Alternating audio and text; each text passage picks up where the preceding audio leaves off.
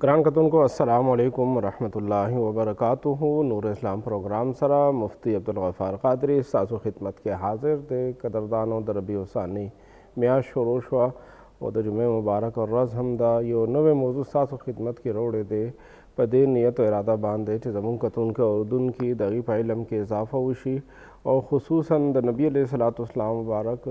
द खार मुबारक सरा जमुन सासु मीना मोहब्बत पैदा शी दगे मकसद द पारा कदरदान और नन सासु खिदमत के रोड़े दे द मदीने मुनव्वरे पर फ़ज़ाइल बांधे प्रोग्राम कदरदानो द मदीने मुनव्वरे मुबारक खौरा अल्लाह जल्ल शानुहु ढेर दराना और ढेर आज़मतुनु बरकतुनु वाला पैदा करे दा। अल्लाह जल्ल शानुहु दा मुबारक खार द खपल द हबीब सल्लल्लाहु अलैहि वसल्लम मुबारक द पारा हिजरत ज़े जो करे दे नबी अलैहिस्सलातु वस्सलाम बादल ता हिजरत करे दे कदरदान और नबी अलैहिस्सलातु वस्सलाम मुबारक पदा खार मुबारक बांधे खपल जोन आखिरी हिस्सा तेरा करे दा नो कदरदान और नन व प्रोग्राम सासु खिदमत के द मदीने मुनव्वरे पर फ़ज़ाइल बांधे पेश को द स्तासु प्रोग्राम दे स्तासु प्रोग्राम पर स्तासु पर आतक बांधे खैस्त की तासु मुँह सर पर लाइव कॉल बांधे रब्ता कॉल पर 0912584 बांधे व्हाट्सअप पर ला रहा हम तासु तखपल पुख्तने सवाल जवाब वॉइस मैसेज के पर टेक्स्ट मैसेज के राले गलिश है कदरदान आक़ी करीम अलैहिस्सलातु वस्सलाम मुबारक द जोन इब्तिदाई 53 साल दबीर खपल जोन लो हिस्सा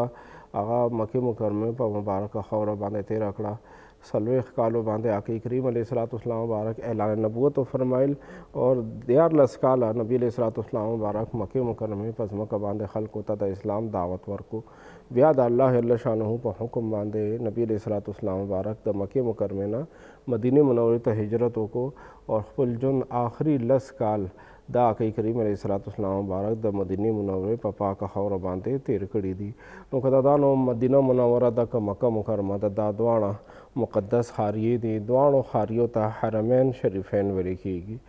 आग ज़मक चे आगा द इज़्ज़त व एहतराम काबिल दा द आम ज़मक न दगे कवानीन जुदा दी हरम माना द इज़्ज़त एहतराम काबिल द आग जे के खपल मखसूस कवानीन द आगे कवानीन बख्याल सातली शी नो कदादानो द मक्के मुकरमे ज़मका हम हरम दे वरसरा वसरा द मदीने मुनव्वरे द ज़मका हम हरम दे ज़क आगे ता हरमैन शरीफैन वली कीगी हरमैन अरबे टके दे माना द दुआ द इज़्ज़त व एहतराम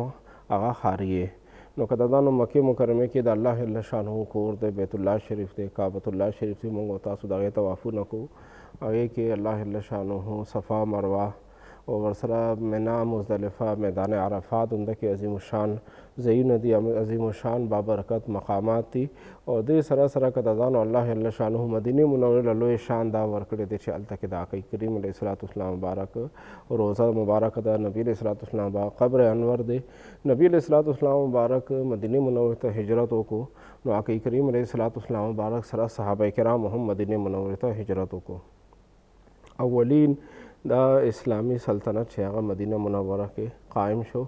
सल्तनत इस्लामिया अवल चिकम हुकूमत इस्लामिया आगा मदीना मुनव्वरा के कायम शो दगा वजह द कदरदान से आक़ी करीम अलैहिस्सलातु वस्सलाम मुबारक अल तके तखपल जोन दगा अजीम हिस्सा तेरा कड़े दा उदी मुबारक बे अल तके क़ब्र मुबारक जोड़ शवे दे नो आशिकानो द नबी अलैहिस्सलातु वस्सलाम मुबारक उम्मतियानो ज़रूर नचे दे आगा मदीने मुनव्वरे ता माइल की द मदीने मुनव्वरे फ़ज़ाइल ढेर ज़्यादा कदरदानो द सहीहुल बुखारी कम हदीस पाक द नन मौजूद पारा मुंगा टाकर दे सहीहुल बुखारी पर दगे हदीस पाक के आक़ी करीम अलैहिस्सलातु वस्सलाम मुबारक द मदीने मुनव्वरे यो इम्तियाज़ी शान योदा से ख़बर है अल्लाह जल्ल शानुहु दा बरकत पर मदीना मुनव्वरा की ख़िदे आग द सहीहुल बुखारी पर दे हदीस पाक के आक़ी करीम अलैहिस्सलातु वस्सलाम मुबारक बयान करे दे आक़ी करीम अलैहिस्सलातु वस्सलाम मुबारक फरमाई मा बैन बैती व मिंबरी रौदतुम मिन रियादिल जन्नह व मिंबरी अला हौदी जमा दगे कोर नवाखला शिकम जमा मिंबर दे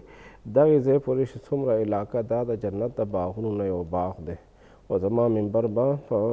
हौज़े को सर बांधी भी नो कदरदानो नबी अलैहिस्सलातु वस्सलाम मुबारक द खपल कोर मुबारक नबी अलैहिस्सलातु वस्सलाम मुबारक द खपल हुजरे मुबारक कम जे के ओस द नबी अलैहिस्सलातु वस्सलाम मुबारक कब्र मुबारक ते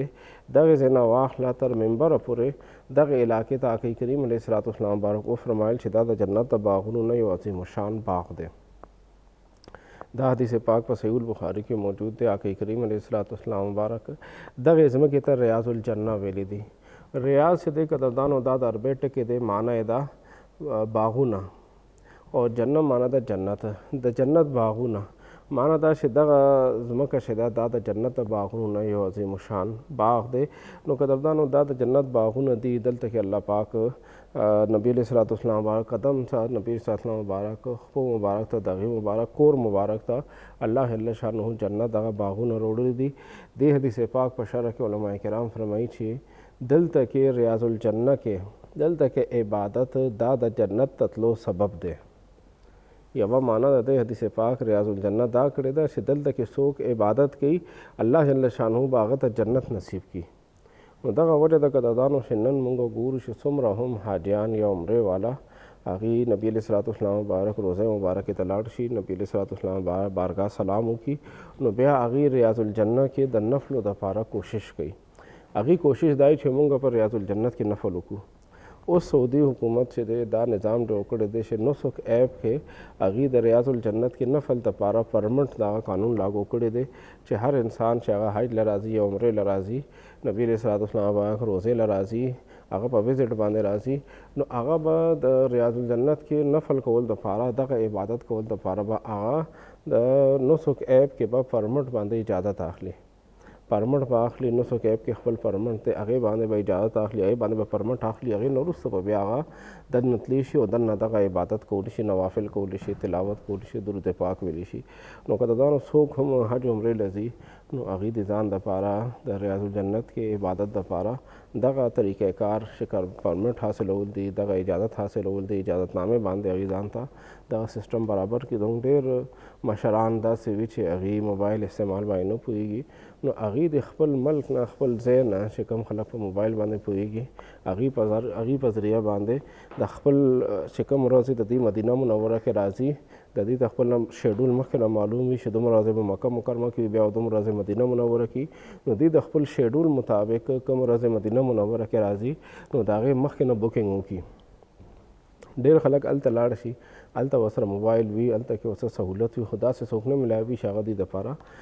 بوکینګ وکړي، نو بیا ډېر خلک چې دی هغه د هغې عبادت نه محروم پاتې شي. نو قدردانو مخکې نه د هغې ریاض الجنت کې عبادت دپاره دغه خپل سیسټم خپل ترتیب برابرول پکار دی چې دې نه دوی عبادت نه محروم نه شي او دغه موقع باندې دوی دغه عبادت هغه وکړي. نو قدردانو چې کله انسان ریاض الجنت کې عبادت وکړي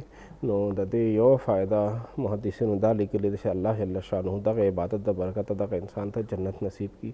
او دویم معنا د محدثینو د دغه حدیث پاک دا هم لیکلی ده چې دغه ځمکه چې کوم ریاض الجنت ده نبی علیہ الصلوۃ والسلام مبارک روضه مبارک د نبی مبارک کور مبارک نه واخله تر منبر پورې څومره ځمکه ده دغه ټوله ځمکه دا حقیقت کې د جنت نه راغلی ځمکه ده، دا د جنت نه راغلی ځمکه ده. الله جل شانه د خپل حبیب دپاره جنت نه ځمکه دنیا ته رالیږلې ده، دا جنتي ځمکه ده او دا به بیا آخرت کې واپس جنت ته ځي، دا د جنت ځمکه ده. او قدردانو دا څه بعید خبره هم نه ده، دا معنا هم صحیح کیدی شي ځکه چې حجر اسود چې کوم بیت الله شریف کې لګېدلی دی هغې په باره کې هم مورخین فرمایي، سیرت نگارو لیکلي دي چې دا یو جنتي کاڼی دی. دا کوم حجر اسود بیت الله شریف کې لګېدلی دی او خلک کوشش کوي زه هغه ښکل کړم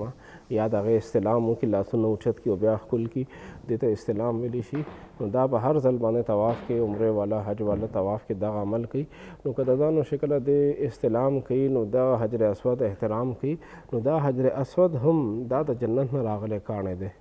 نو حجر اسود چې دی جنت نه راتلی شي او دا خبره صحیح ده، نو بیا ریاض الجنت دپاره هم دا خبره صحیح کیدی شي چې دا هم د جنت نه راغلی دا ځمکه وي. نو قدردانو دغه ریاض الجنت دا د نبي علیه الصلوۃ والسلام مبارک په قدمین شریفینو کې دی، نبي صلی الله علیه وسلم مبارک کور مبارک سره دی، دی مبارک په دې باندې به روزانه لمونځ دپاره جومات ته تشریف وروړلو. نو نبي علیه الصلوۃ والسلام مبارک قدمونو ځای ته د نبي علیه الصلوۃ والسلام مبارک کور مبارک سره خواته الله جل شانه د جنت ځمکه راولېږله. دې کې اشاره دې خبرې طرف ته ده چې څوک دنیا کې تاسو غواړئ چې جنت کې عبادت وکړم نو دغې ځمکې کې تاسو عبادت وکړئ، او څوک دا غواړئ چې جنت راته آخرت کې حاصل شي نو نبي علیه الصلوۃ والسلام با سره خپل تعلق مضبوط کړئ،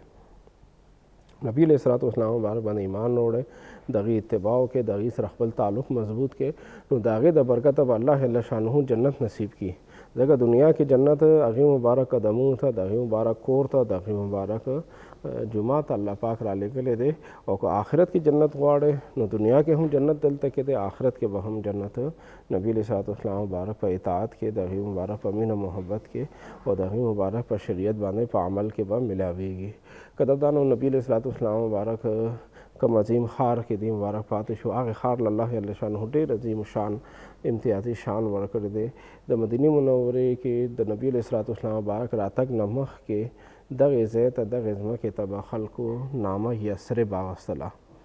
د پخوانۍ نامه د مدینې منورې هغه یثرب وه، خو یاد ساتئ اوس علما کرامو د احادیث مبارکو په رڼا کې دا خبره لیکلې ده چې اوس مدینې منورې ته یثرب ویل مکروه دي.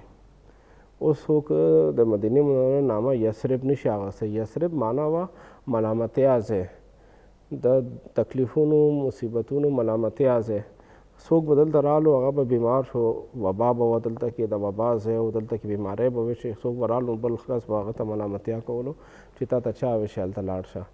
دلته راتلونکی کس به بیمار شو نو خلکو به ته ملامتیا وي. نو چې کله آقا کریم علیه الصلاۃ والسلام مبارک دلته تشریف وروړو، خپل مبارک قدمونه د مدینې منورې په دې عظیم الشان او د بابرکته خاوره باندې دوی مبارک ولګېدل، نو هغه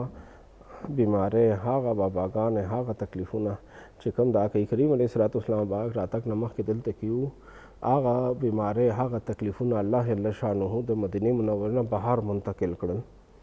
یو بل حدیث پاک کې راځي نبی علیه الصلاۃ والسلام مبارک خوب ولیدو چې مدینې منورې نه یو توره ښځه، ببره ښځه، یو ګډه وډه ښځه مدینې منورې نه ووتله او لاړه بل علاقې ته.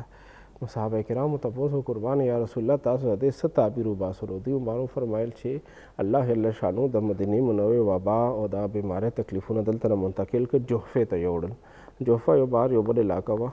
دا د هغې نامه وه. دوی مبارک فرمایل دې ځای بیماری وبا الله جل شانو هلته منتقل کړل. نو قدردانو چې کله آقا کریم علیه الصلاۃ والسلام مبارک مدینې منورې ته تشریف راوړو نو د بیماری او د تکلیفونو هغه ځای د شفا مرکز وګرځېدو. بیا دلته کې به د کفر بیماری نه شفا ملاوې ده، د بغض بیماری نه شفا ملاوې ده، ظاهري باطني بیمارو نه شفا ملاوې ده. هغه ځای چې کوم ځای کې خلک بیمار شو بیا هغه ځای وګرځېدو چې کله بیمار به دلته رالو نو هغه به روغ شو،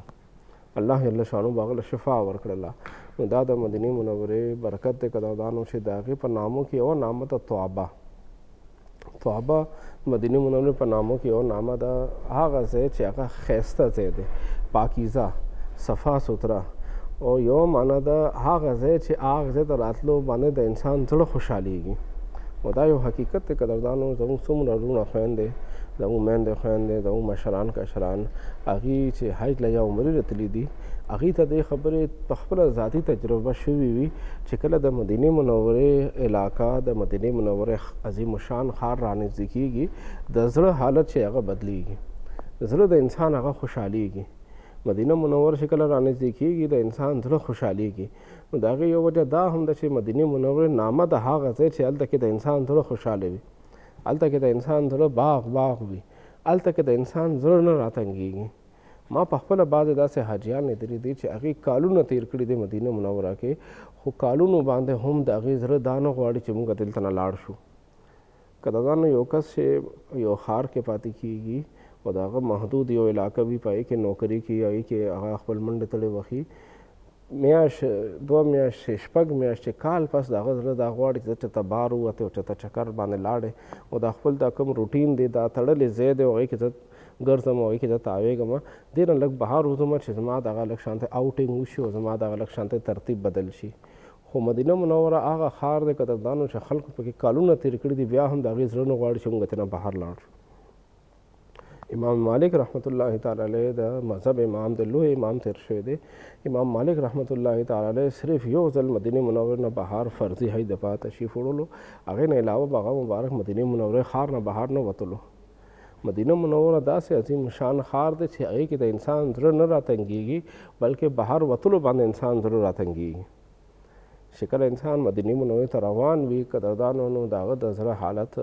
هغه کوم خلک تللي دي هغې باندې پوهېږي چې د هغې زړه خوشحالېږي چې کله به د مدینې منورې ښار راځي، کله به شین ګنبد ښکاره کېږي، کله به د مدینې منورې پاکیزه آب و هوا کې زه ساه اخلمه، او چې کله نبي علیه الصلاۃ والسلام مبارک د دغې عظیم الشان ښار نه خلک واپس راځي، کله چې انسان هغې نه واپس راځي نو خلکو لیدلی دي قدردانو تجربې خبره ده خلکو لیدلی دي چې تلو په وخت کې خو انسان خوشحاله وي خوشحاله را روان خو چې کله واپس راځي دغه عظیم شان ښار نه دغه عظیم شان سفر نه د مبارک سفر نه واپس راځي قدردانو نو خلکو په سترګو کې اوښکې وي تلو په وخت کې خوشحالي وي خو واپسۍ کې د هغه سترګو نه اوښکې بهیږي دا څه شی دی قدردانو دا د مدینې منورې هغه برکات دي د مدینې منورې هغه مینه محبت دی دا د آقا کریم علیه الصلاۃ والسلام مبارک هغه مینه محبت دی یو شاعر ډېر ښایسته خبره کړې ده یہ تو طیبہ کی محبت کا اثر ہے ورنہ یہ تو آقا کی محبت کا اثر ہے ورنہ کون روتا ہے لپٹ کر در و دیوار کے ساتھ چې دا د مدینې منورې د آقا کریم علیه الصلاۃ والسلام مبارک د مینې محبت اثر دی چې خلک د مدینې منورې لارو کوڅو ته هم درانه نظر باندې ګوري چې کله واپس راځي د مدینې منورې مسجد نبی شریف په دیوارونو دروازو او د هغې درو دیوار باندې لاسونه ږدي او په ژړا او خفګان باندې هغې بیا واپس راځي دا د آقا کریم علیه الصلاۃ والسلام مبارک د مینې محبت هغه اثرات دي قدردانو چې کله نبی علیه الصلاۃ والسلام مبارک بارګاه ته یو کس هغه نبی علیه الصلاۃ والسلام مبارک ته راشي او هغه کس چې دی هغه غیر مسلم وي نو احادیث مبارکه کې مونږ ته ډېر واقعات داسې معلوم دي چې آقا کریم علیه الصلاۃ والسلام مبارک ته یو کس راغلی دی هغه سره ایمان دولت نو په مدینه منوره کې یو څو ورځې تېرې کړې الله جل شانو هغه ته ایمان دولت ورکو چې پردی رالو نو دلته کې خپل شو غیر مسلم رالو مسلمان شو او چې کله مسلمان هلته ورشي د نبی علیه الصلاۃ والسلام مبارک امتی هلته ورشي نو نبی علیه الصلاۃ والسلام مبارک امتی د نبی صلی الله علیه وسلم مبارک عاشق د هغه مینه محبت نور هم سوا شي آقا کریم علیه الصلاۃ والسلام مبارک د بارګاه نه هغه ته دومره مینه محبت ورکول کېږي دومره احترام او دومره قدر ورکول کېږي هغه میلمه ته دومره میلمستیا ورکړي شي چې هغه میلمه بیا واپسۍ باندې د جړا باندې واپس راځي سترګو په اوښکو باندې واپس راځي او بیا چې کله هم د رب ذوالجلال په بارګاه کې لاسونه پورته کوي دی دعا کوي نو دعا کې دغه غواړي چې باری تعالی ما یو ځل بیا نبی علیه الصلاۃ والسلام بعد درته بوځئ باری تعالی ما بیا یو ځل د خپل کور میلمه کې ما یو ځل بیا د بیت الله شریف طوافونه نصیب کې باری تعالی ما ته بیا د نبی علیه الصلاۃ والسلام بعد د بارګاه سلامونه نصیب کې نو قدردانو دا ټول د نبی علیه الصلاۃ والسلام بعد د مینې محبت هغه اثر دی د برکات دی مدینه منوره د اهل ایمان مرکز دی هر زمانه کې د نبی علیه الصلاۃ والسلام بعد دور نه واخله تر نن زمانې پورې څومره عاشقان دي قدردانو هغې د نبی علیه الصلاۃ والسلام مبارک بارګاه ته نبی صلی الله علیه وسلم مبارک روضې ته حاضري د هغې ارمان وي حدیث پاک کې راځي صحیح البخاري حدیث پاک ته آقا کریم علیه الصلاۃ والسلام مبارک فرمایي ان الایمان لا یعرض الی المدینة کما تعرض الحیة الی جحرها دا ایمان به مدینې منورې ته داسې تیزۍ سره راځي څنګه چې مار چې دی خپل سوړي ته ډېر تیزۍ سره ورځي قدردانو مار چې دی د خپل ځان بچ کول دپاره ډېر تیزۍ سره ځمکه کې یو سوړي ته ځان رسوي چې زه په هغې کې نه دشمن نه خپل ځان بچ کړم او زه خپل ځان دغې کې سوړې کې ځان محفوظ کړم نو دغه شانتې اهل ایمان مؤمنان هغې به هم د خپل ایمان د حفاظت دپاره مدینې منورې ته ورځي نبی علیه الصلاۃ والسلام مبارک روضې ته به ورځي نبی علیه الصلاۃ والسلام مبارک بارګاه ته ورځي اهل ایمان به ډېر تیزۍ سره هغې دا کوشش وي چې موږ نبی علیه الصلاۃ والسلام مبارک روضې ته ورشو نبی علیه الصلاۃ والسلام مبارک بارګاه ته ورشو او دا طریقه د صحابه کرام د دور نه راروان د قدردانو نن هم دغه طریقه جاري وساري ده موږ ګورو قدردانو خلک حج باندې ځي حج نه وروسته نبی علیه الصلاۃ والسلام مبارک روضې ته ځي او دغه شانته عمره کې هم قدردانو خپل موضوع باندې به خبرې جاري ساتو نبی علیه الصلاۃ والسلام مبارک روضې مبارک مزید خبرې به هم ستاسو خدمت کې پیش کوو خو وخت شو دی وړوکې ونته کې دمې ته ورځو دمې نه وروسته بیا میلاویږو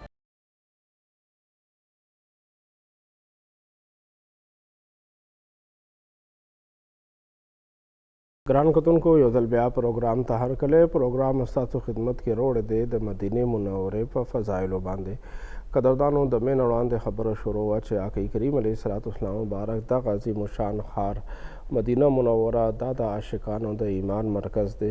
څوک هم مدینې منورې ته راځي نو د هغې مینه محبت سوا کېږي او څوک چې مخکې نه مینې محبت خاوندان وي قدردانو د هغې مینه محبت نور هم سوا کېږي آقا کریم علیه الصلاۃ والسلام مبارک هم عظیم الشان ښار کې خپل ژوند آخري 10 کاله تیر کړي دي قدردانو دې مدینه منورې ته الله جل شانه ډېر امتیازي شان ورکړی دی. الله جل شانه ډېر لوی مقام ورکړی دی. قدردانو یو پکې مقام دا دی، یو پکې فضایل او برکت دا دی چې نبی علیہ الصلوۃ والسلام مبارک الله جل شانه په بارکه کې سوال وکړو، اللهم اجعل بالمدینة ضعف ما جعلت بمکة من البرکه. باری تعالی په مدینه منوره کې هغه برکات تا چې کوم په مکه مکرمه کې ایښي دي هغه دو چنده کې مکه مکرمه کې الله جل شانه برکات ایښي دي. آقا کریم علیه الصلوۃ والسلام بعد دعا وکړه چې باری تعالی مدینه منوره کې هم هغه برکات کې دي. نو قدردانو الله جل شانه د نبی علیه الصلوۃ والسلام مبارک سوال قبلی نو ځکه علما کرام فرمایي چې مدینه منوره کې چې څوک لاړ شي د هغې په برکات باندې هغه پوهېږي، دلته کې خوشحاله باندې هغه انسان پوهېږي. نبی علیه الصلوۃ والسلام بعد صحابه کرام چې کله مکې مکرمې نه هغې هجرت وکړو مدینه منورې ته راغله، نو ابتدا کې نوې نوې ورځې وې، نوې نوې وخت حضرت سیدنا بلال او حضرت سیدنا ابوبکر صدیق رضی الله تعالی عنہ مبارک دا دواړه مبارکان بیماران شو، بغې باندې تبه راغله، دواړه مبارکان بیمار وو. نوې نوې ورځې وې مدینه منوره کې بغې باندې بیماري راغله. نو بیمارۍ په حالت کې هغې مبارکانو خپل زوړ وطن، خپل جای پیدایش کوم ځای کې هغې پیدا شوي وو، کوم ځای کې هغې وخت تېر کړی مکه مکرمه هغه عظیم الشان ښار یادولو. قدردانو دا انساني فطرت دی چې کله انسان بیمار شي، انسان ته تکلیف ملو شي، نو انسان د خپل وطن نه بهر وي، مسافر وي، نو خپل وطن ورته ور یادېږي. لکه زموږ ډېر وروڼه هغه په مسافرۍ باندې دي، په سعودي کې دي، په دوبۍ کې دي، په نور ملکونو کې دي، قطر کې دي، یمن کې دي، په کویت کې دي، په نورو ممالکو کې دي. نو قدردانو دغه زموږ وروڼه چې دي دوی چې کله بهر بیمار شي نو بیمارۍ په حالت کې خپل کور وطن ور ډېر ور یادېږي. چې کله روغ رمټ وي کار روزګار کې نو هغه وخت کې دومره خبره نه، خو بیمارۍ وخت کې خپل کور، خپل وطن، خپل ځای ورته ډېر ور یادېږي. نو دغه شانته سیدنا ابوبکر صدیق رضی الله تعالی عنہ، سیدنا بلال حبشي رضی الله تعالی عنہ مبارکان هم دی مبارکان ته هم د خپل مکه مکرمه یادېده. نو آقا کریم علیه الصلوۃ والسلام مبارک تشریف راوړلو او هغې مبارکانو هغه کوم دعا کوله یا کوم اشعار ویل یا کوم خبرې کولې هغه د خپل وطن یاد کې کومې هغه اشعار ویلي. نبی علیه الصلوۃ والسلام مبارک خبرو نه خبر شو، نو دوی مبارک دعا وکړله چې باری تعالی اللهم حبب الینا مدینته، باری تعالی مونږ ته مدینه منوره هم محبوب کې که حبنا مکه ته څنګه چې زموږ مینه محبت د مکې مکرمې سره. آقا کریم علیه الصلوۃ والسلام مبارک د مدینه منورې دپاره هم هغه شانتې دعا وکړله چې باری تعالی مونږ ته مدینه منوره هم محبوبه کې څنګه چې مکه مکرمه مونږ ته محبوبه ده. نو قدردانو دغې دعا برکت و چې دې نه وروسته بیا صحابه کرامو مدینه منورې په مقابله کې مکې مکرمې هغه شانتې یادګیرانه نه ده کړې، هغه شانتې نه ده یاد کړې، او بیا مدینه منوره د نبی علیه الصلوۃ والسلام بعد د برکته صحابه کرام ته محبوبه شوه. اور آقا کریم علیه الصلوۃ والسلام مبارک ته هم مدینه منوره ډېره محبوبه وه چې کله به آقا کریم علیه الصلوۃ والسلام مبارک د مدینې منورې نه بهر په سفر باندې لاړو، نو چې کله به دوی مبارک واپس راتلو او لرې نه نبی علیه الصلوۃ والسلام مبارک ته به د مدینې منورې کورونه د مدینې منورې آبادۍ ښکاره شو، نو دوی مبارک به خپله سورلي لږه تیزه کړه. صحابه کرام فرمایي چې دا د نبی علیه الصلوۃ والسلام بعد د مدینې منورې سره مینې محبت د وجې نه به دوی مبارک خپله سورلۍ تیزه کړه چې زر مدینې منورې ته ورسمه. نو دا د مدینې منورې سره د مینې محبت هغه اثر دی. نو قدردانو نبی علیه الصلوۃ والسلام بعد د مدینې منورې سره مینه محبت کړې. مونږ مؤمنان مسلمانان عاشقان له هم پکار دی، د نبی علیه الصلوۃ والسلام بعد امتیان ته هم پکار دی چې مدینې منورې سره مینه محبت وکړو. څوک په حج باندې لاړ شي، څوک په عمره باندې لاړ شي، الله پاک ول بس توفیق ورکړي. نو حج او عمرې نه وروسته بیا مدینې منورې حاضري هم خامخا وکړي. زموږ څومره قدردانو پاکستان نه د حج یا د عمرې پیکټ جوړیږي، تاسو د هغې معلومات وکړئ. هغې کې ګورنمنټ چې کوم حج پیکیج دی یا پرایویټ حج پیکیج دی، نو هغې کې د مدینې منورې حاضري او د مدینې منورې رهایش هلته کې اوسېدلو، هلته کې ورتللو دغه حکم چې دی هغه هر یو پیکیج کې موجود وي. د چا د حج نه مخکې مدینې منورې ته تللي، چا د حج نه وروسته تللي. نو قدردانو حج کې هم هر یو حاجي دپاره مدینې منورې ته تللی وي او دغه شانتې عمرې باندې څوک ځي قدردانو نو هغې له هم پکار دی چې نبي علیه الصلوۃ والسلام مبارک د روضې سلام، د نبي صلی الله علیه وسلم بعد د بارګاه سلام په نیت باندې مدینې منورې ته حاضري وکړي. نبي علیه الصلوۃ والسلام مبارک بارګاه سلام یاد ساتئ، مومن مسلمان ته عاشق ته د نبی صلی الله علیه وسلم مبارک امتی ته برکات ورکړي. نبی علیه الصلاۃ والسلام مبارک د صحابه کرام مبارکان دپاره هم نبی او رسول، موږ دپاره هم نبی او رسول دی. نو موږ له هم نبی علیه الصلاۃ والسلام بعد د بارګاه چې دی هغه حاضري پکار ده او هلته کې باادب حاضري پکار ده، ادب مظاهره کول پکار دی. داسې کار نه کول پکار چې هغه د ادب نه خلاف وي. ډېر خلک قدردانو نبی علیه الصلاۃ والسلام بعد د بارګاه د آدابو نه خبر نه وي، هغې داسې حاضري کوي چې هغه آدابو نه خلاف وي. آقا کریم علیه الصلاۃ والسلام بعد د بارګاه آداب، د نبی علیه الصلاۃ والسلام بعد د مجلس آداب دا په خپل الله جل شانه قرآن پاک کې بیان کړي دي. نو نبی علیه الصلاۃ والسلام مبارک روزې ته چې کله څوک ورځي نو نبی علیه الصلاۃ والسلام بعد د بارګاه آداب زده کړي. قدردانو نبی علیه الصلاۃ والسلام بعد د بارګاه آدابو باندې به هم انشاءالله د موږ کوشش به وشي او پروګرام وکړو او په هغې کې د مسجد نبی شریف کې د نبی علیه الصلاۃ والسلام بعد د بارګاه چې کوم سلام دی د هغې باادب حاضرۍ دپاره څه کول پکار دي، په هغې باندې به هم انشاءالله راتلونکو پروګرام کې که ژوند دی خیر انشاءالله هغه به رڼا اچو او تفصیل سره خپل کتونکو او اردونکو ته به د هغې وضاحت هم هغه کوو. نو آقا کریم علیه الصلاۃ والسلام مبارک روزې ته د صحابه کرام د دور نه امتیان را روان دي او قدردانو هر دور کې نبی علیه الصلاۃ والسلام مبارک بارګاه ته علماء کرامو او دغه شانته اولیاء کرامو عام مؤمنین مسلمانانو هغې حاضري کړې ده. زموږ او تاسو مقتدا او امام اعظم ابو حنیفه رحمت الله تعالی علیه نه یو قصیده د نبی علیه الصلاۃ والسلام مبارک په شان کې منقوله ده. هغې قصیدې کې اول شعر چې دی هغه د نبی علیه الصلاۃ والسلام مبارک په شان کې امام اعظم ابو حنیفه صاحب کوم قصیده لیکلې ده، قصیدة النعمان کې اول شعر دا دی: یا سید السادات جئتک قاصدا،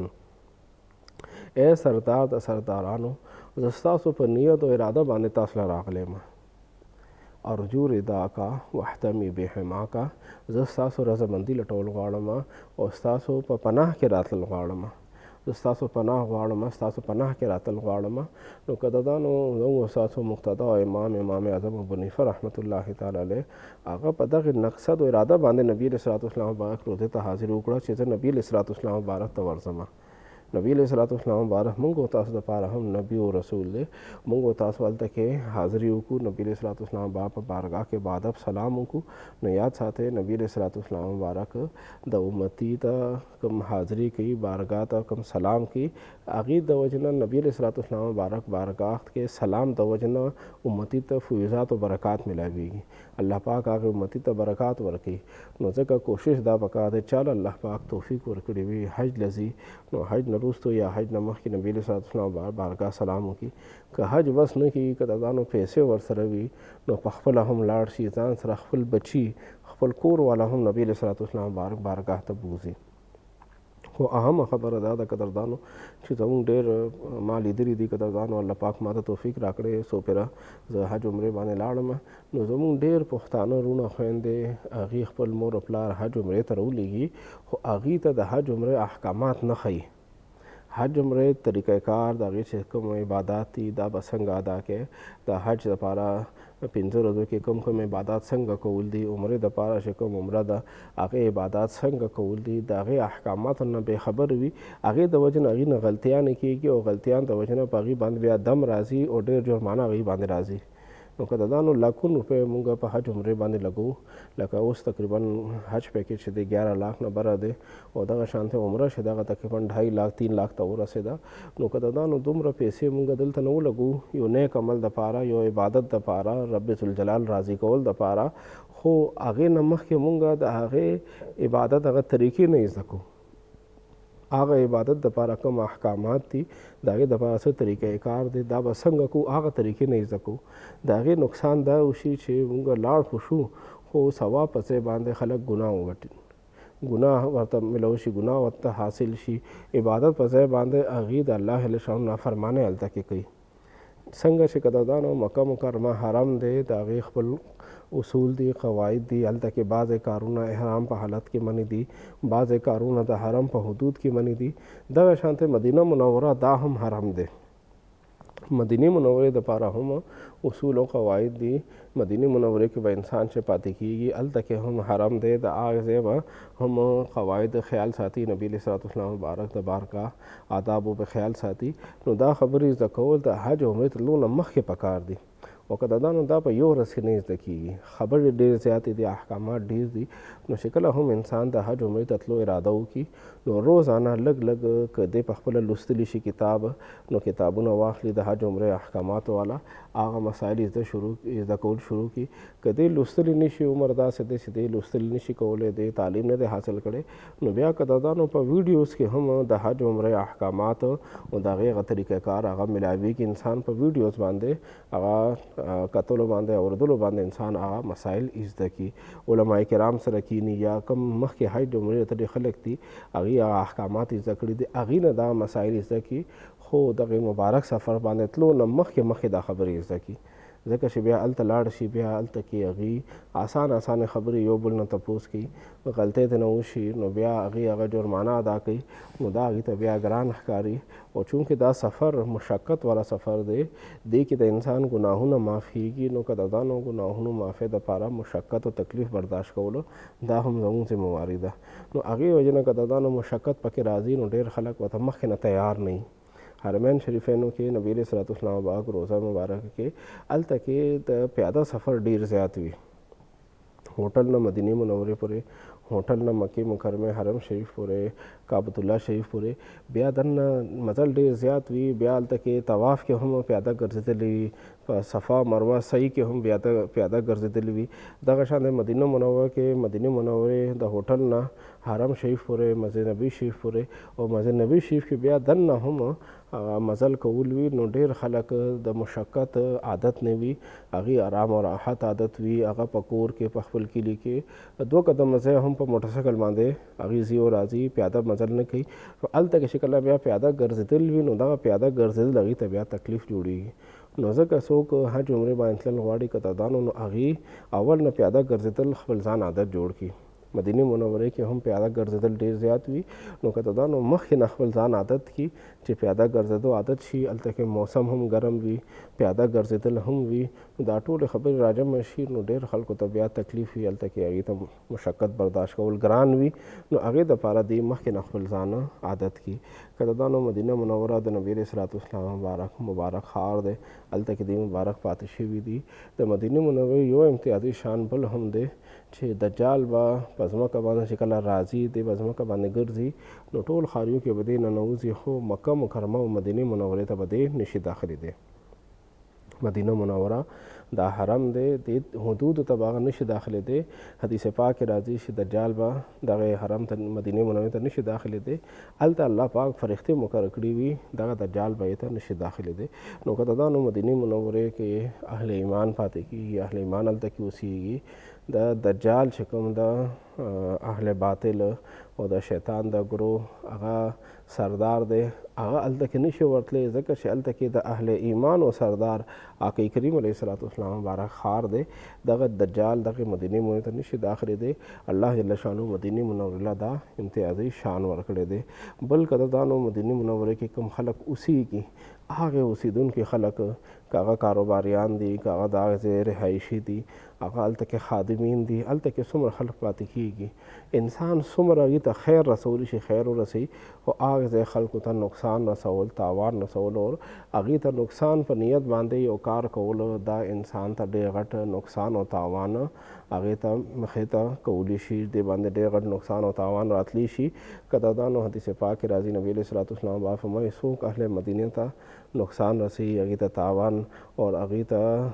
باندې ظلم زیاتې کوي، الله پاک به دغه ظالم دغه انسان داسې ختم کړي څنګه چې داسې به دی ویلی شي څنګه چې مالګه په اوبو کې ویلې کېږي. مالګه چې اوبو کې واچول شي هغه بالکل حل شي، مکمل ختم شي. نو دغه ظالم چې کوم د مدینې منورې خلکو باندې ظلم زیاتې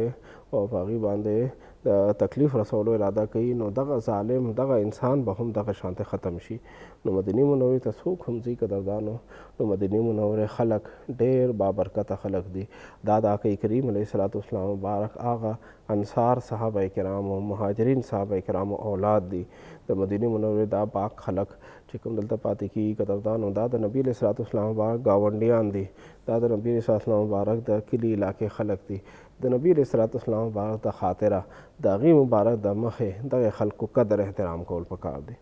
دغې خلکو ته دروند نظر باندې کتل پکار دی، هغوی ته نقصان او تاوان نه رسول پکار. اوس خو قدردانو مونږ وکتل چې میډیا باندې راځي چې د حرمین شریفینو دغه حفاظت هغه ذمہواري هم الله جل شانه پاکستان فوج ته ورکړلو. دا الله پاک مونږ تاسو باندې لوی کرم دی چې نبی علیه الصلاۃ والسلام د روزه مبارکې حفاظت، د مکې مکرمې د الله جل شانه د کور حفاظت، د الله جل شانه د کور او د الله جل شانه د حبیب د در حفاظت الله جل شانه مونږ او تاسو د سعادت نصیب کو.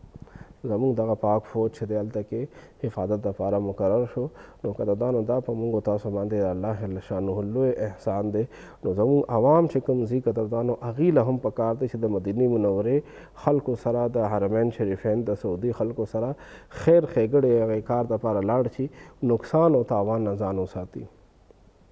قدردانو میډیا باندې خبرې راځي، مونږ خبرېږو چې بعضې ظالمان په پټه باندې منشیات ځان سره هلته وړي.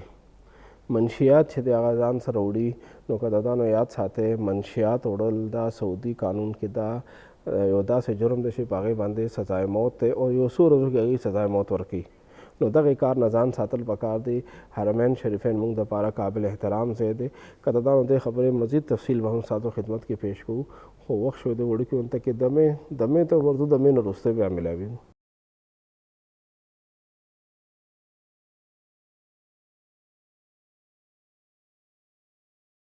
ګران کتونکو یو ځل بیا پروګرام ته هرکلی. پروګرام ستاسو خدمت کې روړی دی د مدینې منورې په فضایلو باندې.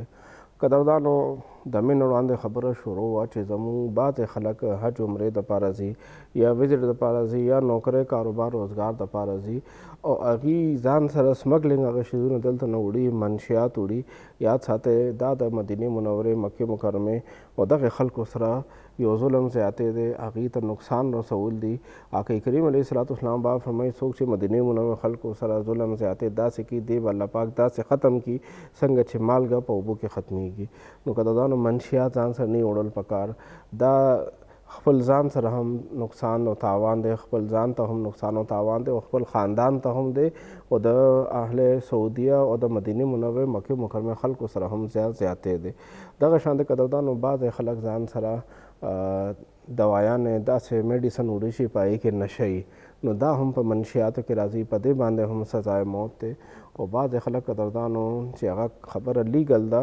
خو هغوی د تجارت دپاره ځان سره دلته نه سګرټ ځان سره وړي، سګرټ ځان سره دلته نه وړي او بیا هلته کې هغوی خرڅوي. نو قدردانو سګرټ وړل د سعودي حکومت طرف نه د خپل استعمال دپاره یو مخصوص مقدار هغوی اجازت ورکړی دی، خو هلته کې خرڅ دپاره هلته کې هغه خرڅول هغې باندې پابندي ده. که څوک دغه شانتې کار وکړي په هغې باندې جیل هم ورکوي، په هغې باندې هغوی جرمانه هم ورکوي. نو دغې عمل نه ځان ساتل پکار دی. د مدینې منورې مکې مکرمې دغه پاک آب و هوا دا د سګرټ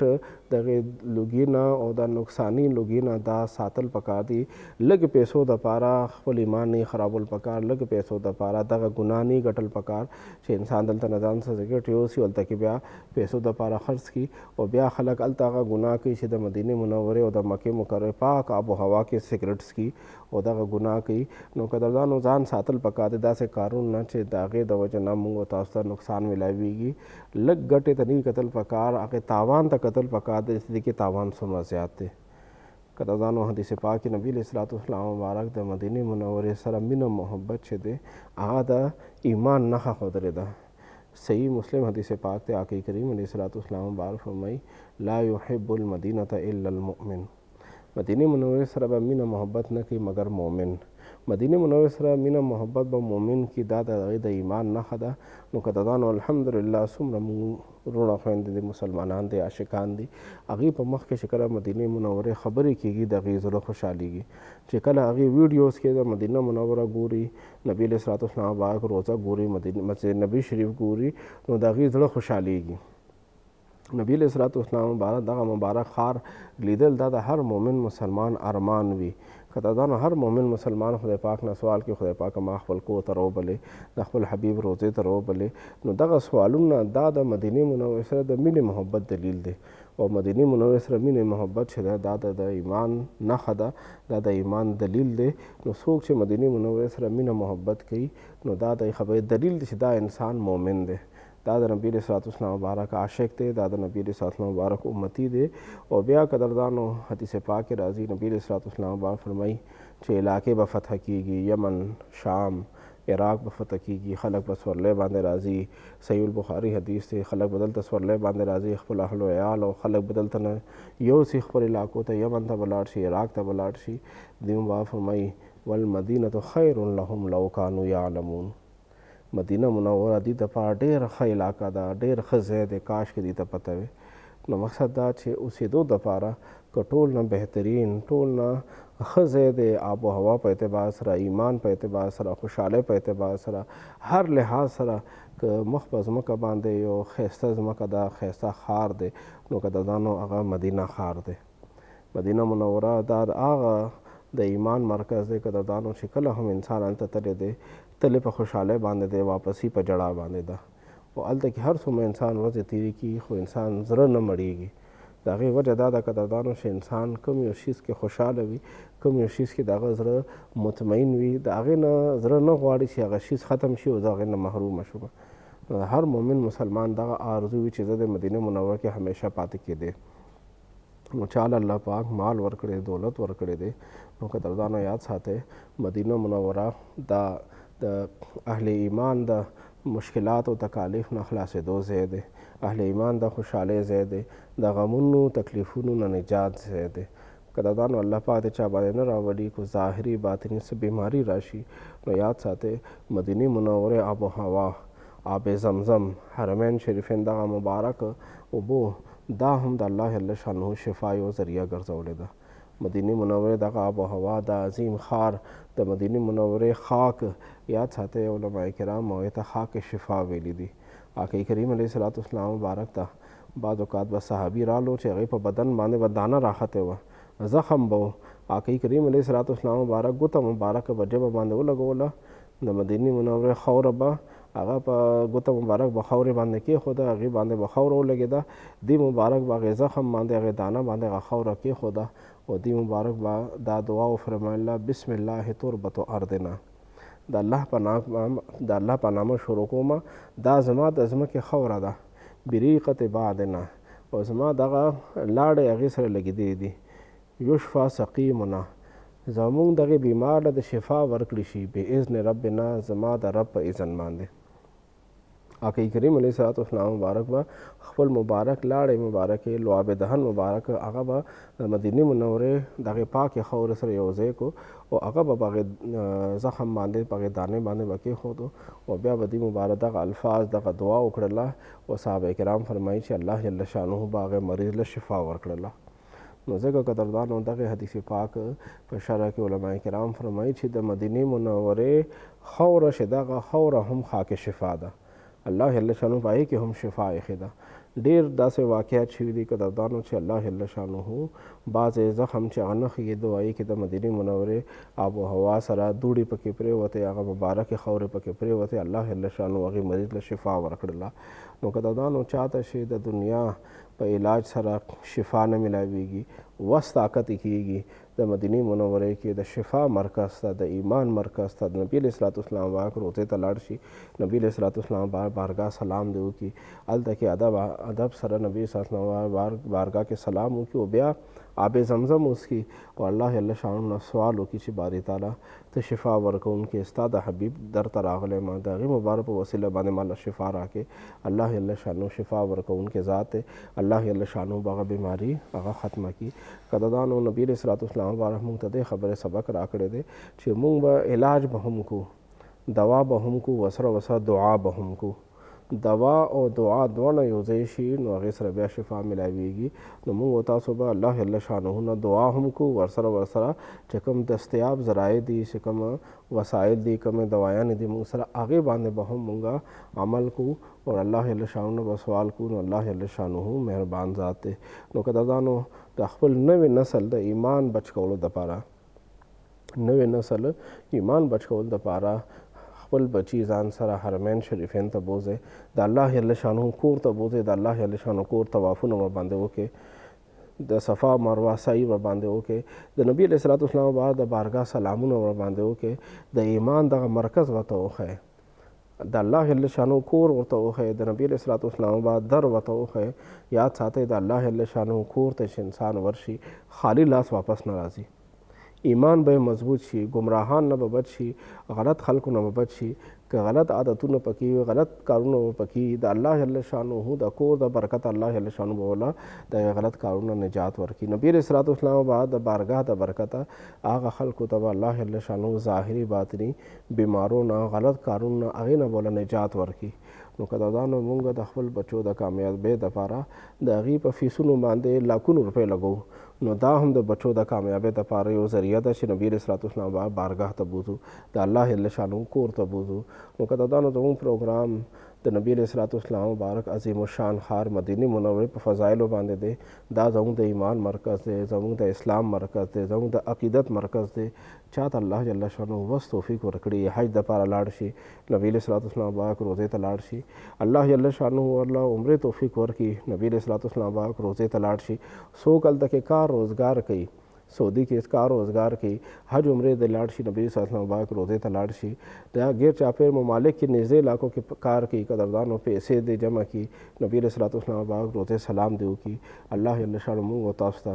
بار بار د مدینه منورې حاضري نصیب کی او د مکې مکرمه حاضري نصیب کی راتلونکي پروګرام پورې السلام علیکم ورحمۃ اللہ وبرکاتہ